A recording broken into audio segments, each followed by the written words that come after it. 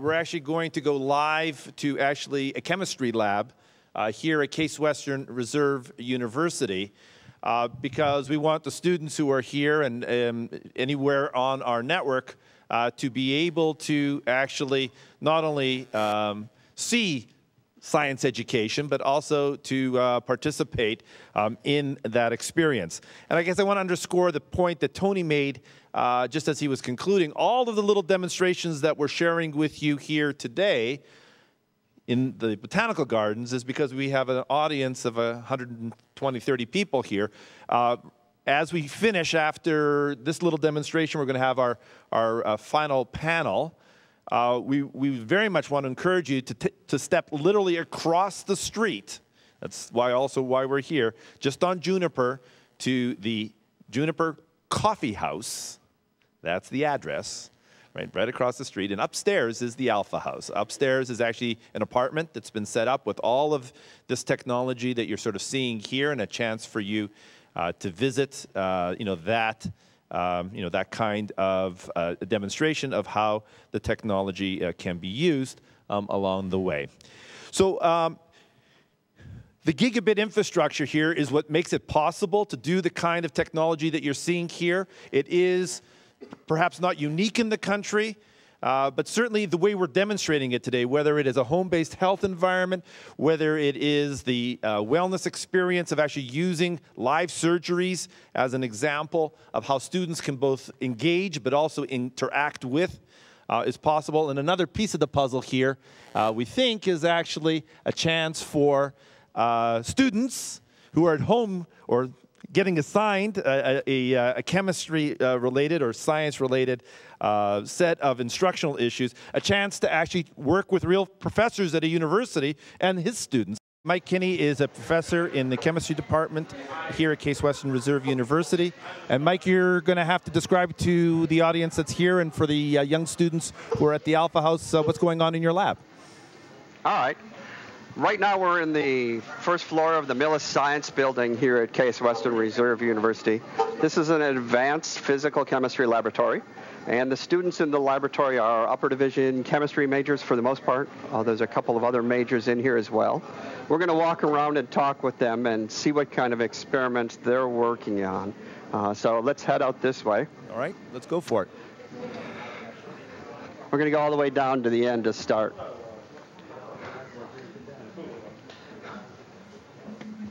All right, as I was saying, this is an upper division or a 300-level laboratory class for chemistry majors primarily. And right now we've got 3 different lab stations set up in this laboratory. So we're going to start here at this first experiment. Viral, I'm going to let you come up. I would like you to tell us who you are, where you're from, and what your major is. Sure. Hi, my name's Viral Shah. I'm from a suburb of Chicago. And my major, I'm a bio, chem, and psychology major. Sipa? Hi, my name is Sipa Yankee. I'm a chemistry major. I'm actually from West Africa. And yeah, that's me. And? Hi, this is Kel. I'm from South Korea, and my major is chemistry. So this experiment you're working on right now is what? It's the procedure we're doing is called stop flow. Right? Yep. Stop flow. And what it does, it helps us measure reactions happening in a very short amount of time. We have 2 different solutions here. One is a thiocyanate solution, one's an iron solution. And when we mix them together, a reaction occurs. And the product can absorb a certain amount of light. And this is how we measure the formation of the product. And we can do a run for you now, if you like. So this device here allows us to put in both solutions in a really short amount of time and allows us to measure that reaction happening in a short amount of time.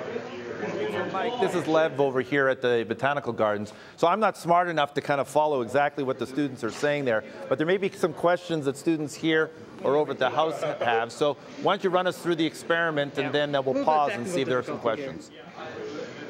Okay, it looks like we had a little technical difficulty on this one, so we're going to move on. How soon can you reload? Okay, they're ready to go. Let's do one more and see what happens. And Lev will get some questions from the high school students in a second.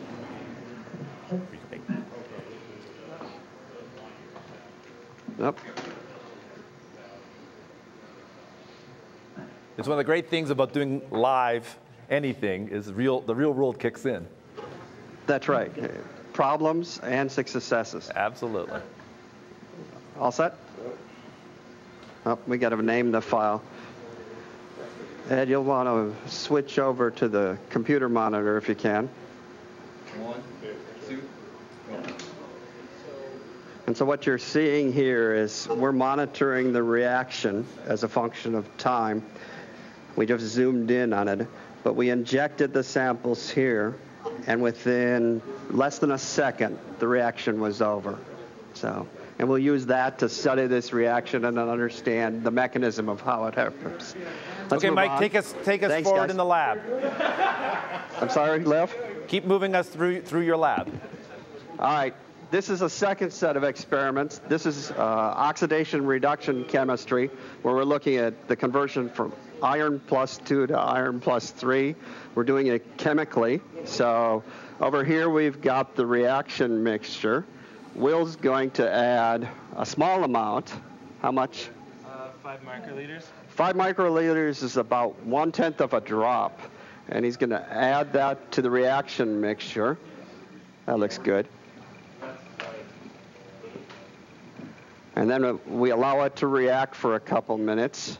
And then from there, let's go ahead and extract it now. You don't need this data point, I hope. All right. We're simulating this for you, Lev. I hope that's all right. We can live with it. Thanks, Mike. So we're going to take our sample out of here, put it into another cell, and then do a similar experiment to what the gentlemen previous were doing. And Ed, if you look over here, we're measuring the change in color as a function of amount of added chemical. And you can see as we keep adding chemical in here, we're going to get a more intense peak. And so they've been doing this for about 2 hours now, so we're catching them at the end of the experiment. Cool. Keep Ed, moving, let's Mike. head down this way. Yes, Lev? Keep moving, and then we'll pause I'm for moving. a question or two if there is. All right. This last experiment that we're going to look at actually Why don't you introduce us to some of the takes place in students? here. Yeah, why don't you introduce us to a couple of Introduce you. All right. So we're going to leave that one, Ed. So I have a group here. We're going to start with Michelle. Would you introduce yourself, where you're from, and why you're here, since you're special? I'm Michelle Rasmussen. I'm from Neenah, Wisconsin, and I'm one of the TAs for this lab. Michelle's a grad student in the chemistry department. Going to turn you around, Ed. My name is Dan Lehrberger. I'm an undergrad chem major. I'm from Denver, Colorado. Thanks, Dan. I'm Brandon Wenning. I'm from Salina, Ohio. I'm a polymer engineer and chemistry major. Jennifer from Cleveland. I'm a chemistry and English major. I'm Catherine. I'm from Cincinnati, and I'm a biology, chemistry, and environmental studies major. Great. So you're Hey, Mike, starting to meet some of our students. Hey, Mike, just a second. Lev? Maybe go back to Jennifer and just sort of ask her when she was in high school if she knew that she was interested in chemistry, or was that something that you found They're when you got asking to a question Case of Jennifer. Jennifer, the question that's being asked is, when you were in high school, did you know you were interested in chemistry? Yes and no. I mean, I guess I took chemistry as a 10th grader, and it was kind of interesting. And then I was going to major in biochemistry, but I took a chemistry class, and I enjoyed it, so I just continued with it. Great. And Mike, we Was there actually have another a question here from one of our students here at the Botanical Gardens, and I'll let the students over at the house wave if they've got a question as well. But go right ahead and introduce yourself first. My name is Corliss Jackson, and I was wondering, how well does high school chemistry prepare students for college chemistry, and what can we do better to prepare ourselves for this experience? All right, the question Corliss is asking, and I'll throw it out to anyone. How well does high school chemistry prepare you for college chemistry, and what should they do different to prepare for college chemistry? Where are they from? Where are you from? Corliss? I'm from Cleveland. Corliss is from Cleveland. So, Brandon? I actually had a really great program in high school in chemistry. We had an AP program, and the teacher that I had actually was probably the biggest influence I had in becoming a chemistry major. So when I left high school, I thought I knew a lot about chemistry and came to college and learned that was very wrong. But it still prepared me very well to get a good start as a freshman in a chemistry major here. So I have to give credit to my high school on that one. Catherine, any suggestions of things to do to prepare for college? I can't really say anything about preparing for college, but when you get to college, it's a definite gear change. It's a lot more work. So just go to class, study, ask your professor questions.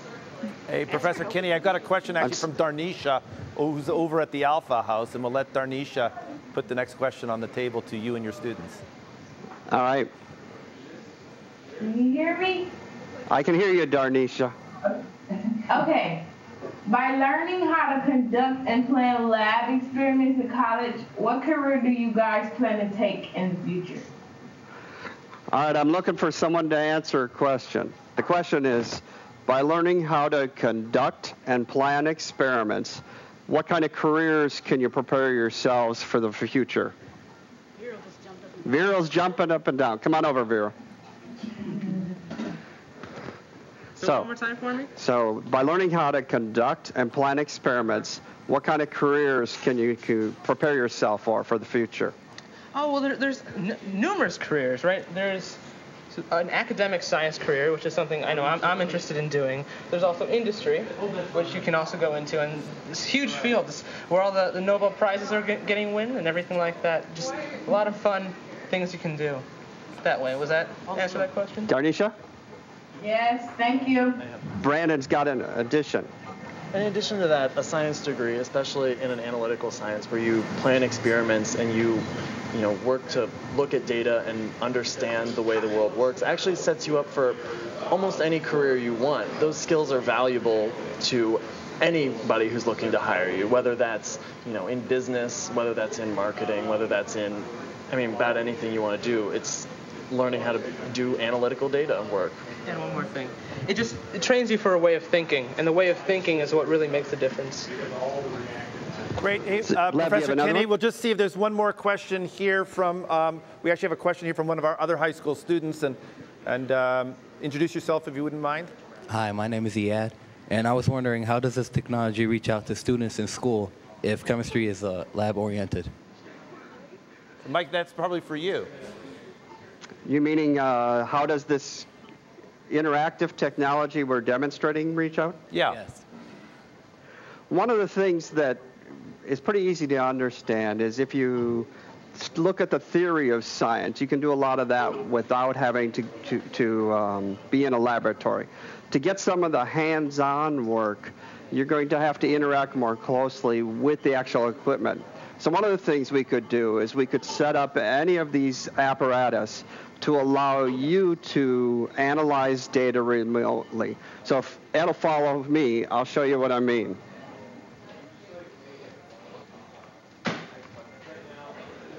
We're getting into another part of the physical chemistry laboratory. And back here, I'll let Ed catch up. If you've ever done a flame test in high school, this equipment right here is essentially a big flame. We can ignite it or put a sample in here, run a burner in here and run the flame so we get the different colors of the compounds. And over here we've got detection apparatus. This device right here, if you can shoot down on top, Ed, is an auto sampler. So one of the things we could do is a teacher could send all the samples in, and then a student could run those samples remotely. So you could do your analysis on equipment that you would not necessarily have at your school. The data that could be sent back to you electronically, and you could do all the analysis.